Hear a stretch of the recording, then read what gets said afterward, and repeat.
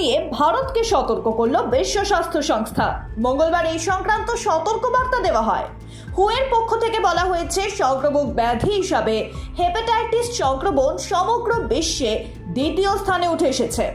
আর এই পরিস্থিতিতেই ভারত বিপজ্জনক স্থানে রয়েছে।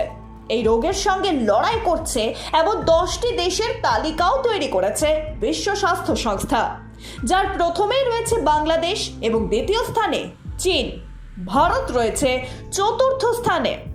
সংবাদ মাধ্যম সূত্রে খবর, বিশ্ব স্বাস্থ্য সংস্থার সাম্প্রতিক প্রতিবেদনে জানাচ্ছে যে হেপাটাইটিস জনিত কারণে বিশ্বব্যাপী 13 লক্ষ মানুষ প্রাণ হারিয়েছেন।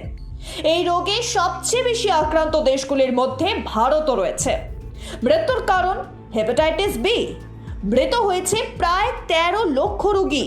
প্রতিদিন মৃত্যু হয়েছে 3500 জনের। হেপাটাইটিস বি ও হেপাটাইটিস সি ভাইরাসের সংক্রমণের জেরে মৃত্যু হচ্ছে রোগীদের। এর মধ্যে বেশিরভাগটাই হেপাটাইটিস বি বলে জানাচ্ছে বিশ্ব স্বাস্থ্য সংস্থা। পরিসংখ্যান বলছে, হেপাটাইটিস আক্রান্ত ব্যক্তিদের মধ্যে 83% হেপাটাইটিস বি রোগে আক্রান্ত হয়ে মারা যান। অন্যদিকে 17% মৃত্যু হয় হেপাটাইটিস সি রোগে। তবে হেপাটাইটিস কমানোর জন্য যে বিষয়গুলো মাথায় রাখতে হবে সেগুলি হলো, হেপাটাইটিস এড়াতে সময় সময় নিজের টেস্ট করান। নিশ্চিত করুন যে আপনি সময় মতো টিকা নিয়েছেন। টিকা নেওয়ার সময় নিশ্চিত করুন যে আপনাকে দেওয়া সিরিঞ্জটি অন্য কারোর জন্য ব্যবহার করা হয়নি। ব্লেড এবং রেজার বা আপনার শরীরের সঙ্গে সরাসরি যোগাযোগে এসেছে এমন জিনিস অন্যকে দেবেন না বা তাদের থেকে এই জিনিসগুলি নেবেন না।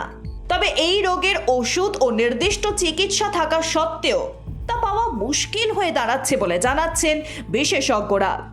সকলের সাধ্যের মধ্যে কম দামে পরিষেবা মিলছে না বলে সঠিক সময় চিকিৎসাও হচ্ছে না, ফলে বাড়ছে মৃতের সংখ্যা।